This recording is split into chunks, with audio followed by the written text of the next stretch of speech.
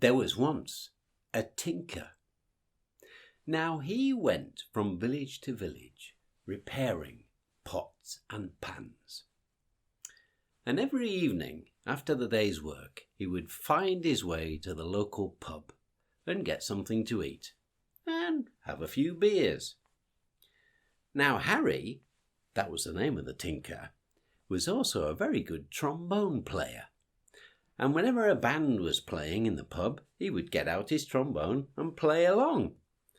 And then he'd always get a few free drinks. Now the thing was that when Harry had had a few drinks, he got a bit loud, and a bit too loud. And on this winter evening, the landlord had enough. "Out with you! You're disturbing my guests!" And he opened the door and threw Harry out in the snow. Oh, it was a freezing cold night. So there's Harry, drunk, lying in the snow, with his tool bag and his trombone next to him. He picks himself up and starts to stagger through the snow. And then suddenly, poof! He falls over something. A snowdrift? It's a body. And on that body, 2 brand new leather boots. Now, although Harry's drunk, he can see how good these boots are. "I'll have those," he says. And he takes his saw out of his tool bag, raises up the one leg, and starts to saw.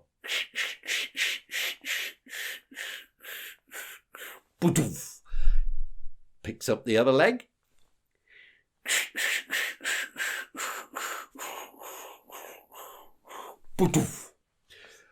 Puts both feet with the leather boots into his tool bag, picks up his trombone and staggers on his way. In the distance, he sees a light and he heads for the light. Finally, he gets there. It's a farmhouse. Knocks on the door. Door opens. There's the farmer. "What do you want?"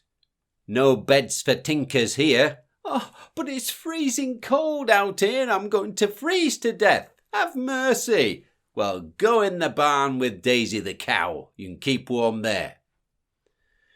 So Harry picks up his tool bag and his trombone and goes into the barn where there's Daisy the cow standing.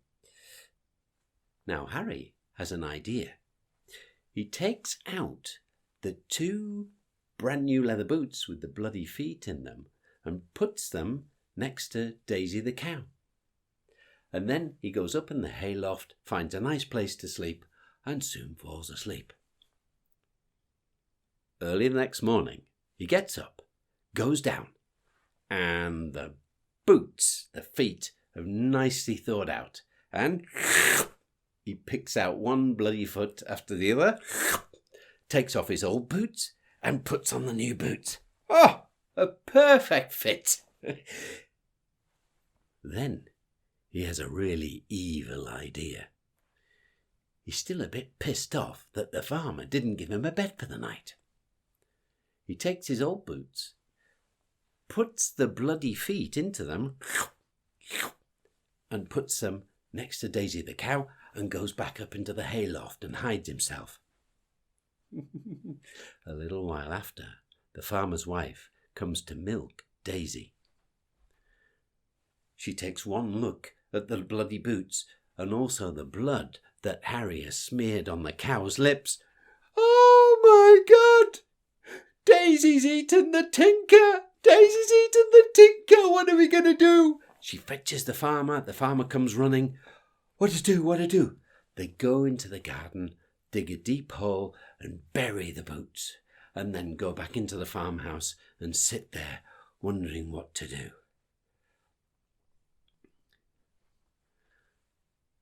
The day goes by very slowly. The sun comes up the sky and goes down again.